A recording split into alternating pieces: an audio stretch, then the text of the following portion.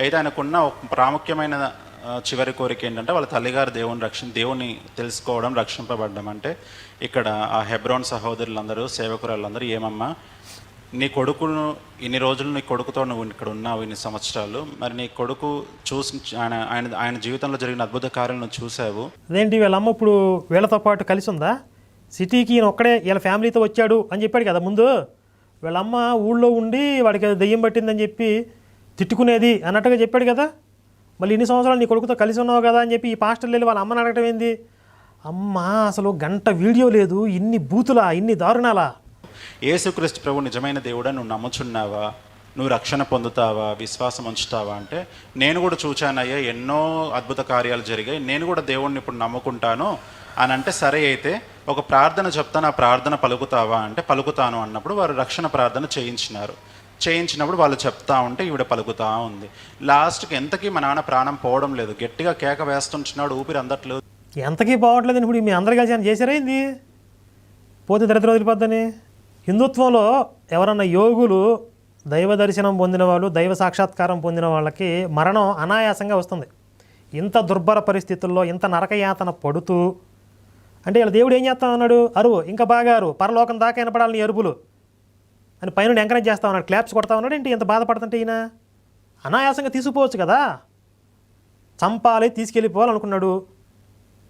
తేలికగా, బాధ లేకుండా, నొప్పి తెలియకుండా తీసుకెళ్ళిపోవాలి. దైవానుగ్రహం అంటే అది. చాగంటి కోటేశ్వర గారు చెప్పారు ప్రవచనంలో, ఎలా బ్రతికేమో కాదు, ఎలా చనిపోతాం అన్నది ఇంపార్టెంట్ అని. మంచంలో పడి తీసుకుని పోవడం అనేది అది ఎన్నో దుర్భర కర్మలు చేసుకుని ఉంటే దాని ఫలితంగా అలాంటి స్థితి కలుగుతుంది. పుణ్యాత్ములకి అనాయాస మరణం కలుగుతుంది. ఈయన దైవ సాక్షాత్కారం పొందాడు, సరే దైవం కాదులేండి అంత పెద్ద పదాలు ఎందుకులే, కానీ యేసయ్యకి డైరెక్ట్గా కాంటాక్ట్లోకి వచ్చాడు, యేసయ్య దర్శనం పొందాడు. అంటే ఒక యోగులతో సమానంగా చూశాడు కదా, ఒక యోగితో సమానంగా దీని కూడా. నా ప్రియ కుమారుడైన నాగిరెడ్డి గారిని నీ చేతులకు అప్పగిస్తున్నాను తండ్రి అని చెప్పి తన తల్లిగారితో ఆ మాట పలికించిన తర్వాత ఆవిడ కూడా, నా కుమారుడిని నీ చేతికి అప్పగిస్తున్నాను తండ్రి, ఆమెన్ అని మా నాన్నమ్మ ఆమెన్ అన్న తర్వాత ఆయన పెద్ద కేక వేసి మరణించాడు ఆ రోజు. ఓహో, యేసయ్య సిలువు మీద కేకేశాడు కదా, నా ఆత్మని నీకు అప్పగించుకుంటున్నాను తండ్రి, దానికి కాపీ అన్నమాట ఇది. స్క్రిప్ట్ బాగానే రాశారు. సరే, మిగిలిన కథ కూడా కంప్లీట్ చేసే తొందరగా.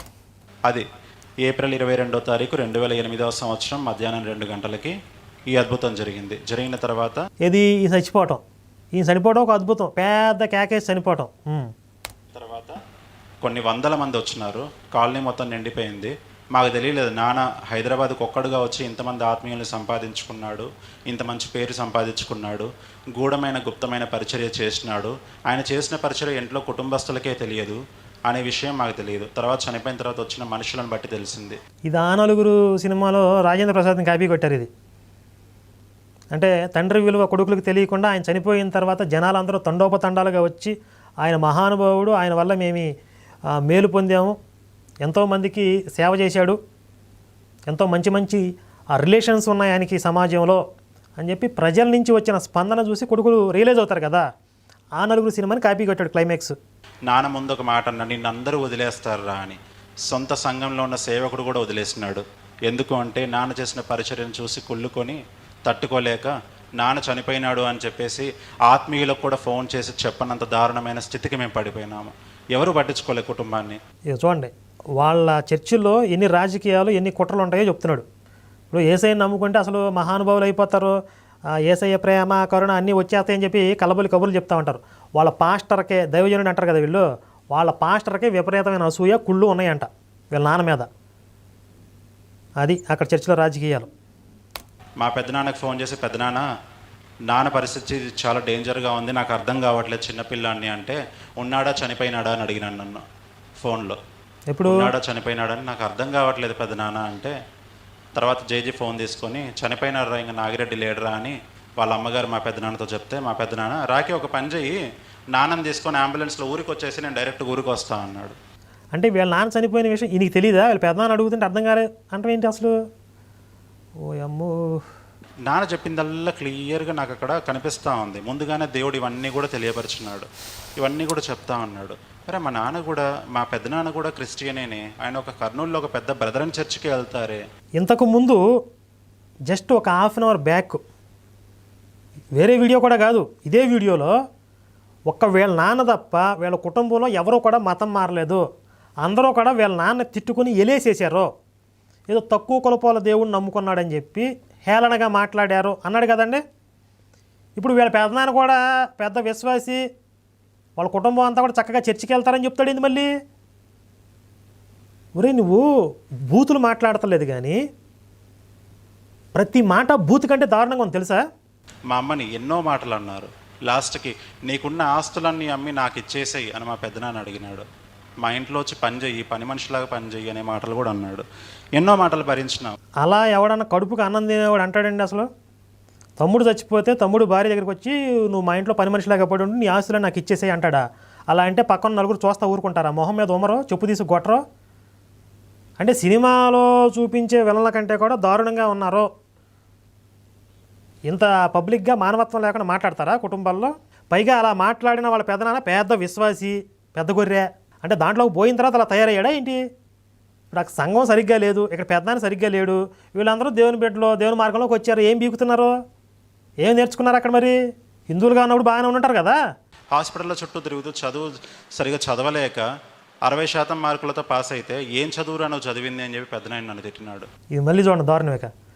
వీళ్ళ నాన్న అసలు హాస్పిటల్కి వెళ్ళి 1-2 రోజులు ఉండి ఉండకుండానే ఏసైకి ప్రార్థన చేయటం, ఆయన వచ్చి ఆపరేషన్ స్క్రూ డ్రైవర్ పెట్టి బుర్రకాయ ఉప్పదీసేయటం, ఆపరేషన్ చేసేయడం, ఇంటికి వచ్చాడు నడుచుకుంటా. ఇలా అద్భుతం జరిగిందని చెప్పాడు కదా. మళ్ళీ ఈయన చదువుకునే రోజుల్లో చదువును కూడా పక్కన పెట్టేసి హాస్పిటల్స్ చుట్టూ తిరగాల్సిన అవసరం ఏమొచ్చింది అసలు? అంటే అన్ని రోజులు హాస్పిటల్స్ చుట్టూ తిరిగాడంటే అంతకుముందు జరిగినాయి అని చెప్పిన అద్భుతాలన్నీ కూడా ఫేక్ అనమాట. పైగా ఇంతకుముందు అంటే వీళ్ళ నాన్న విషయంలో కానీ, ఇంట్లో బాధ్యతల విషయంలో కానీ వీళ్ళమ్మ ఇతనికి ఏం చెప్పలేదు, అసలు నేనేం పట్టించుకోలేదని చెప్పాడు కదా. మళ్ళీ హాస్పిటల్స్ చుట్టూ తిరిగానంటాడేంటి అసలు? ఒరే నువ్వు డబుల్ క్యారెక్టరా? నువ్వు ఒక్కడవే ఉన్నావా? లేకపోతే నీలో ఏమైనా మల్టిపుల్ డిజార్డర్ ఏమైనా ఉందా? చెప్పరా బాబు. పరిశుద్ధాత్మ ఏమైనా దూరతుందా మధ్యలో వచ్చి? సరే నేను ఎన్డీఏకి ప్రిపేర్ అయ్యాను, రేపు ఎంసెట్ లాస్ట్, ఏదో ఎగ్జామ్ రాసేద్దాము, ఇంకే నేను అటు వెళ్ళొద్దు అనుకుంటున్నాను కదా ఢిల్లీకి.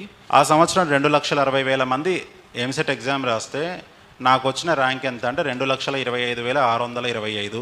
బా మంచి ర్యాంక్ వచ్చింది, పెద్ద ర్యాంక్ వచ్చింది. ఇది మా మరదళ్ళకి వీళ్ళకి చెప్తే ఏం బావా నేను దేవాల్సిన కట్నం నువ్వు తీసుకొచ్చినావే అని ఎగతాళి చేస్తున్నారు. అంటే అంత పెద్ద మరదల్లా? ఓహో ఏలే ఏలే మరదలా ఉన్నారా? అంత పెద్ద ర్యాంకు తెచ్చుకున్నాను నేను. అంత లాస్ట్ 2 లక్షల పైన ఎక్కడో మూలను వచ్చింది నాకు ర్యాంకు. అంత దరిద్రంగా రాశాను ఎగ్జామ్, జస్ట్ పాస్ అయ్యాను. ఎందుకు ఏసఐకి కంప్లైంట్ ఇవ్వకపోయా? మంచి టాప్ 10లో ఇచ్చేవాడు ర్యాంకు. 40 మార్కులు పాస్ అంతే. వచ్చిన తర్వాత నేను సేవకుడు హెబ్రోన్ సేవకులను పిలిపించి, అంకుల్ నాకైతే 40 మార్కులకి నాకు వచ్చిన ఈ ర్యాంకుకి ఎన్నో ఊరవతలి ఏదో పనికిమాలిన కాలేజీలో సీట్ వస్తుంది, నాకు సివిల్ ఇంజనీరింగ్ చేయాలంటే ఇష్టము, నాకు సివిల్ ఇంజనీరింగ్ వెళ్తాను అంటే మా అత్తగారు అందరూ వాళ్ళు ఫోన్లు చేసి వద్దు పిల్లోడు తెల్లగా ఉన్నాడు, ఎండకు తిరిగితే నల్లగా అవుతాడు, పిల్లని ఎవడు ఇయ్యాడు అని చెప్పి ఇట్లాంటి మాటలు చెప్పి నన్ను సివిల్ ఇంజనీరింగ్ వద్దన్నారు. అరే ఇది కాదులే, ఎలక్ట్రానిక్స్ అయితే సాఫ్ట్వేర్ అయినా హార్డ్వేర్ అయినా ఎటైనా పోవచ్చు, ఎలక్ట్రానిక్స్ ఈసీఈ తీసుకోండి అన్నారు. సరేలే ప్రభా ఈసీఏనే తీసుకుంటానని ప్రార్థన చేస్తూ. పిల్లోడు తెల్లగా ఉన్నాడు, నల్లగా అయితే పిల్లనిరా, ప్రాస బాగానే ఉంది. అంటే సివిల్ ఇంజనీర్లు అందరికీ పిల్లల్ని ఇవ్వట్లేదు, ఎవరు పెళ్ళిళ్ళు కావట్లేదా? సివిల్ ఇంజనీర్ తీసుకుంటే పెళ్లి కాదని చెప్తున్నాడా ఇప్పుడు ఈ వీడియోలో? అలాగే ఈయనకు వచ్చిన ర్యాంక్కి ఆ సివిల్ ఇంజనీర్ తీసుకోవటమే ఎక్కువ అనుకుంటే మళ్ళీ ఈసీఈ ఆ టాప్ గ్రూప్లో సీట్ కావాలని ఎలా అనుకుంటున్నాడు? అసలు ఎలా వచ్చింది అనుకుంటున్నాడు? ఏం చేద్దాం అనుకుంటున్నాడు? చూద్దాం. కొన్ని కాలేజీలు ఇంకా వెతుకులాటలో పడినాం. కొన్ని కాలేజీలు హైదరాబాద్లో తిరుగుతా ఒక భారత్ ఇంజనీరింగ్ కాలేజ్ అనేది చూడగానే నాకు ఆకర్షణీయంగా చాలా అందంగా బాగా కనిపించింది, సినిమాల్లో కనిపించినట్టు కనిపించింది. ఈ కాలేజ్ అంతా బాగుంది, ఈ కాలేజీలో నాకు సీట్ వస్తే బాగుంది అని లోపలికి పోతే 2 లక్షలు డొనేషన్ కట్టాలి సార్ అన్నారు. 2 లక్షలు నా దగ్గర ఉన్నదే 2 లక్షలు, అది మొత్తం కట్టానంటే నా అకౌంట్ ఖాళీ. 2,26,000 ఎంత ఉండాలి నీ దగ్గర ర్యాంకు? అది ఇచ్చేపోయా? ఏం చేద్దాము, సరే ఆ 2 లక్షలు కట్టేద్దామని చెప్పి అంకుల్ నేను ఇద్దరం పోయినాము. పోయి కడదాం అనుకున్నప్పుడు అంకుల్ ఏమన్నాడంటే, రాకేష్ ఇప్పుడు మనం ప్రయాణిస్తున్నాం కదా, నువ్వు కళ్ళు మూసుకొని ప్రార్థన చేస్తా ఉండు, బైక్ మీద నేను తీసుకెళ్తా అన్న.